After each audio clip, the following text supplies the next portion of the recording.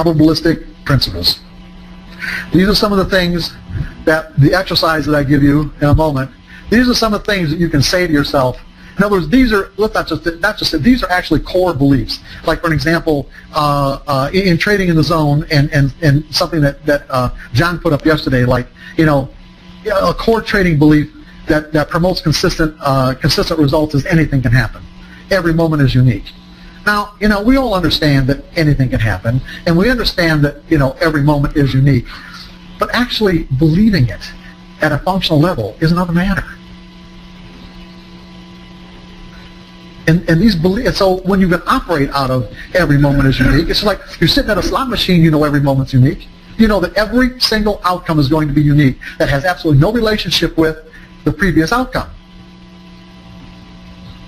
And as traders, when we're looking at a sequence of trades, we also have to believe that every outcome is unique, and those outcomes have absolutely no relationship with the previous outcome. We have to consciously disconnect. So if I get 3 winning trades in a row, it's going to feel like, if I'm not operating out of a genuinely probabilistic perspective, if I'm not operating out of that kind of perspective, it is going to feel like the next trade will be a winner. It's just the way our minds are wired to think. If I get 3 winning trades in a row, and I think I had, in my analysis, other than being a guess, caused me to have those, it did make the correct prediction, but the reasons why those predictions are correct are unknown. So there is no relationship. It's going to feel like the next one is going to be a sure thing. And as a result, we're going to be susceptible to a money management error, meaning that I'm going to put on a higher position, a larger position than what my account size would normally dictate.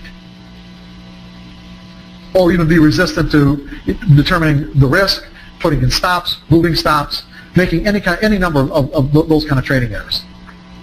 We have to learn how to disconnect.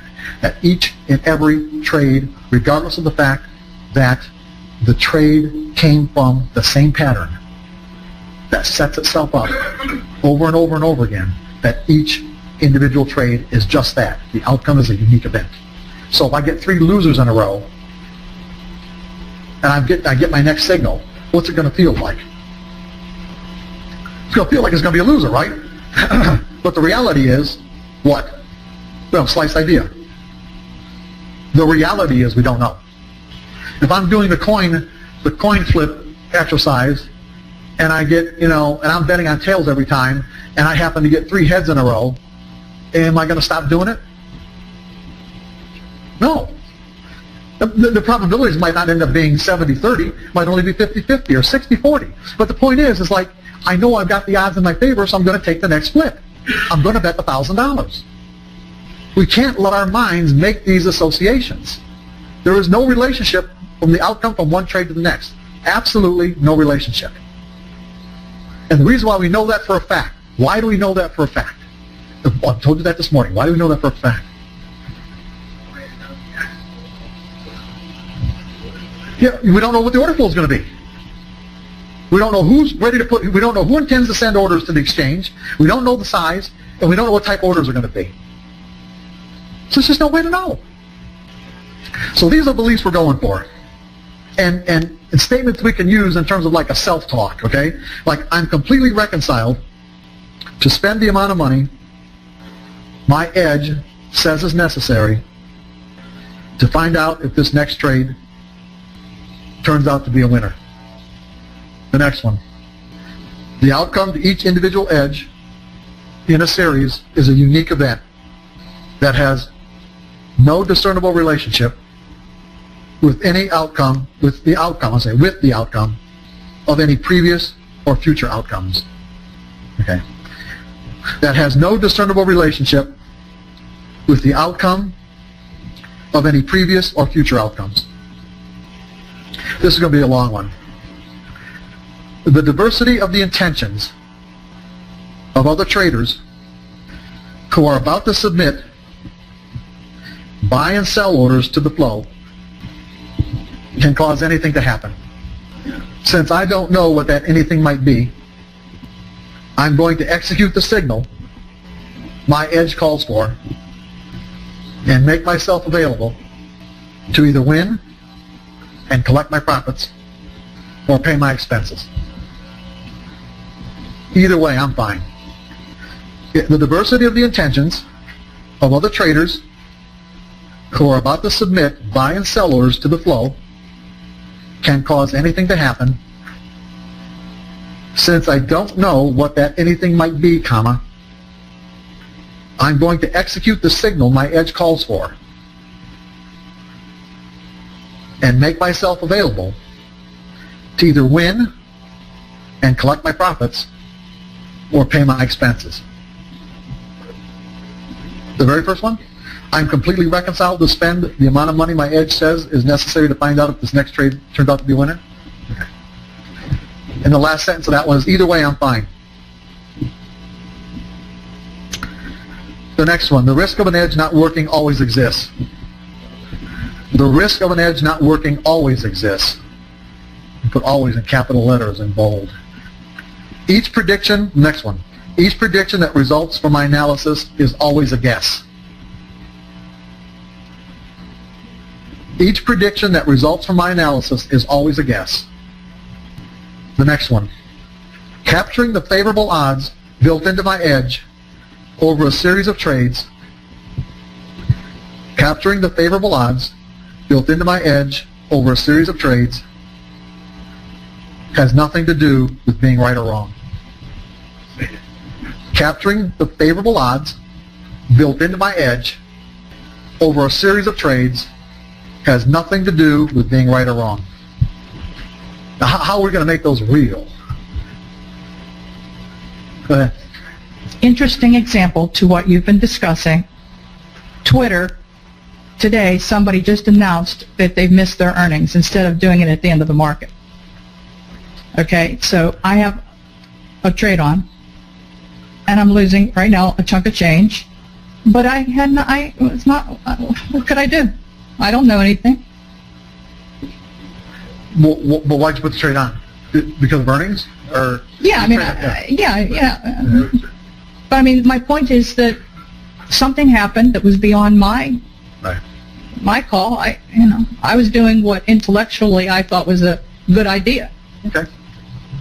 And I'm just now just got a tweet saying that they've just dropped the bomb instead of waiting till after the market. So you're not ready to buy a ticket to Rio? No. I'm yet to get myself in that situation. But I'm just saying, it's just so frustrating because.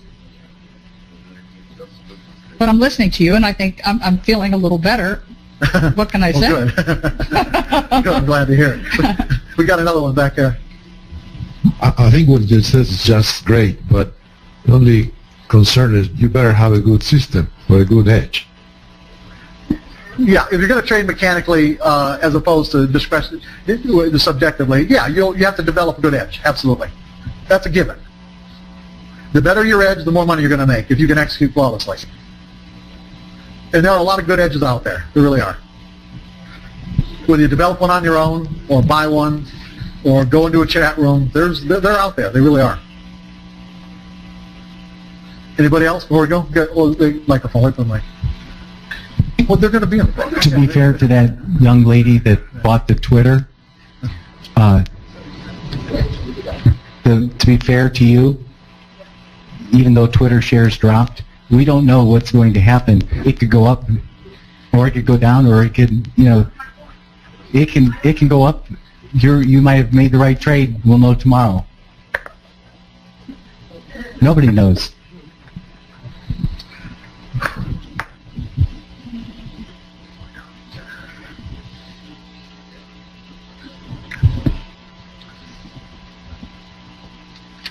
Okay, how are we going to make this real, everybody? Anybody got any ideas? How are we going to make it real? What? Oh, very good, very good, very good. We have to act on it. And so we have to set something up, right? I guess the way to act on it is to put it down in writing. And, we're going to do more than that. Yeah, we're going to do more than that. So, go ahead. I would think that it would be to have these posted near your trading desk and to actually go through it before you execute any trade until it becomes natural, where you don't have these other thoughts that are creeping in, you automatically think about the risk of, an edge not working always exists, for example? Yeah, the other thoughts will probably creep in no matter what. You can't stop those thoughts from creeping in. But what you can do is be aware of them and divert your thoughts to what you want to think. In other words, think thoughts that are consistent with who you want to be. Yeah. Does that make sense? Yeah. Have what? A quarter? Yeah, yeah. You mean like to remind you of the probabilities? Yeah, okay, sure. Okay, I'm going to get more specific though. Okay, I'm going to get real specific on how to do this, because what we're dealing with here is we're dealing with some pretty powerful entrenched beliefs, have a lot of energy, and so basically what we're going to do is we're going to step into a process where we're going to draw the energy out of whatever beliefs are inconsistent with these other principles and ideas that I just gave you. Draw the energy out and instill energy into these words to make them real inside of us. To give you an idea what I'm talking about, it's like in Trading in the Zone, I gave an example of a very common belief that a lot of people grow up with, where they believe in Santa Claus. So as a 5-year-old, that belief, I believed in Santa Claus, and that was a very energized belief. Energized in the sense that if I was in my bedroom and somebody knocked on the front door and my mom or dad said, "Hey, Santa Claus is at the front door," those words would have tapped me into the energy of what Santa Claus meant to me. All this positive, this positively charged energy that would have compelled me to go over any obstacle to get to the front door, right? That belief that Santa Claus exists and what it meant in terms of positive, happy energy would have dictated my behavior, and it would have been very difficult to stop, if not impossible. You with me? If those doors were closed and someone knocked on the door and they peeked and they said, "Hey, Mark, Santa Claus is at the door," what am I going to do? Nothing. That's probably some weirdo or whatever. It's like, I think it'd be, it's Vegas, highly unusual, but I don't care one way or the other. Where did the energy go? Why am I not behaving in a way as I did as a 5-year-old? Well, semantics is important here. I'm not going to disagree with you, but what's that? Oh, I have more knowledge. Okay. The truth set me free. Did it? No, what I'm looking for is energy. I'm looking for energy dynamics. Beliefs exist as energy. They're intangible.